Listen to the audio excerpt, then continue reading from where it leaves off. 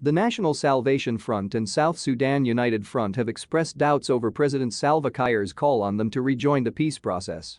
Their reactions came after last week's call by President Salva Kiir on the holdout groups to rejoin the peace wagon to end conflicts in the county. Kiir said the government was committed to the Rome peace talks and the opposition parties to the deal needed to take it seriously. He stated that this would enable the country to move towards credible, free and fair elections. It would also enable the government to shift its focus to combating sub-national violence in the country. Reacting to the matter, NAS spokesperson Suba Samuel Manis told iRadio the Juba government is to blame for withdrawing from the Rome talks.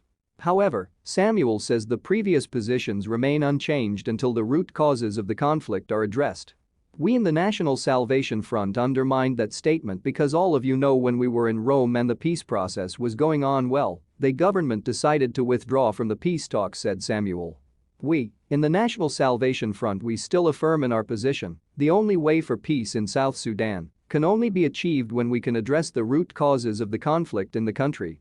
From his side, the spokesperson of South Sudan United Front, led by Paul Malong, says the group is yet to agree with the government before rejoining the peace process.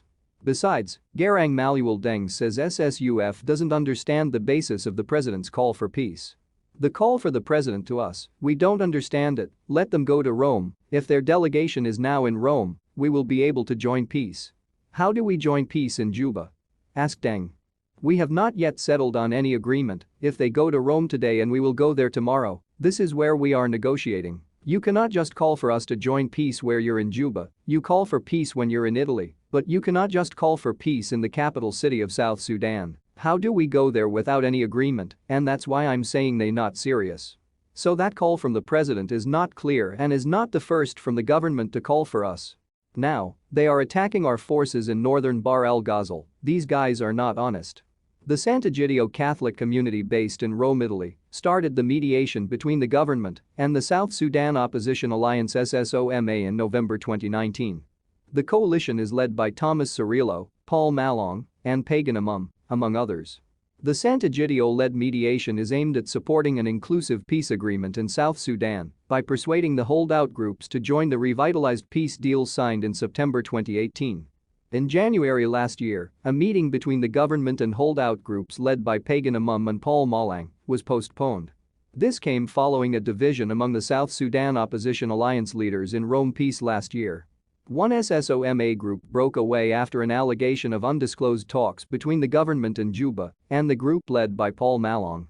This made Pagan Amum and Paul Malong, among others, walk out of Rome talks. However, the Sant'Egidio team agreed with the Kenyan government to have separate talks with splinter groups in Nairobi. In November 2020, the parties made significant progress as they agreed to negotiate on the federal nature of the government, the issue of powers, the national identity, particularly the respect for cultural and ethnic differences, a mechanism for the economy, the reform of the civil sector, and the rights of indigenous communities, including the land ownership.